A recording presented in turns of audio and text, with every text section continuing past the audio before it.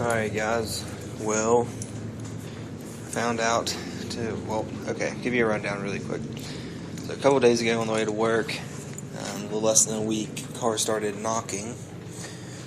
It's a 2006 Mitsubishi Eclipse, 4G69 engine. I'd just done a complete rebuild. Turns out we missed a supposedly optional step in the balance shaft elimination kit install, which is to rotate the balance shafts 180 degrees to block the oil passages. And we didn't do that. Turns out it caused a big issue of oil starvation throughout the engine. The car started knocking. We shut it off immediately. Towed it to the garage and started working on it today. So I'm going to give you all a rundown of what the damages were. So the first thing we seen when we got the engine out, as you can see in there, is metal. That is brass from the bearings. And it's everywhere. It's like a gold mine down there, which is not good. That was a really bad sign at first.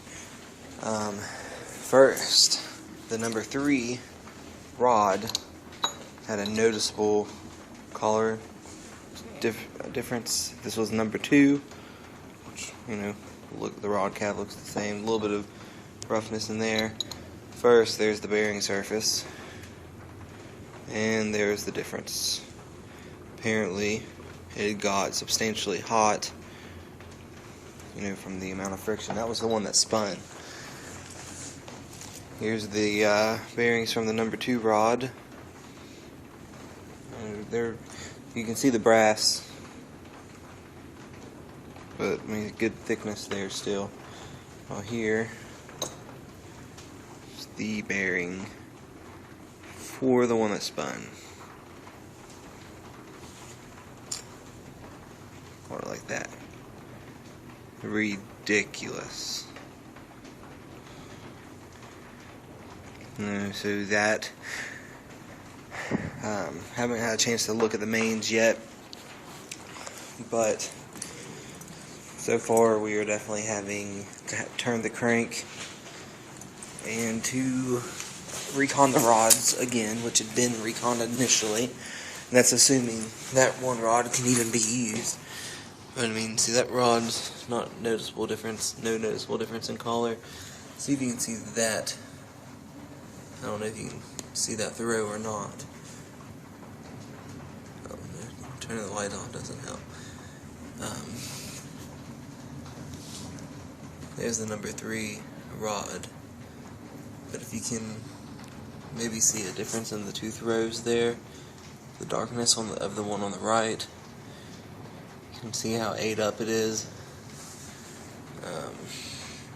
The other 2 rods don't look bad.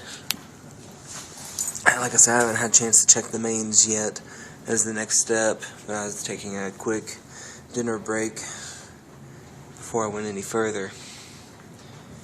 But I will update with another video of the mains. Once I actually have the main caps off, and then once the head is off also. But so far, checking the head, have not found any metal shavings in the head, which could be a good sign.